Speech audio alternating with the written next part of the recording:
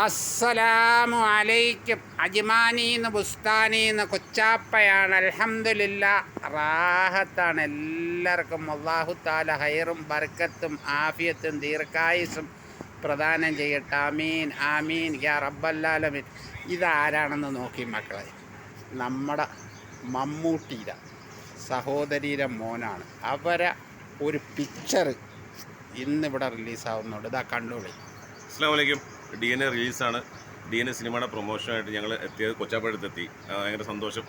ഒരിക്കലും കാണുമെന്ന് പ്രതീക്ഷ ആളല്ല, എന്നാലും കണ്ടുമുട്ടി. ഞാനും നായികയുണ്ട് ഹന്ന. ഇന്നലെ ഇവിടെ റിലീസായി DNA ചിത്രം. നിങ്ങളെല്ലാവരും പോയി കാണണം. അതിനുവേണ്ടിയാണ് എല്ലാവരും നല്ല അഭിപ്രായം പറയുന്നത്. ഞങ്ങൾ കാണാൻ പറ്റി. യെസ്, ഒരുപാട് സന്തോഷം. ഞങ്ങൾ അതിൻ്റെ എന്നെ കാണത്തില്ല.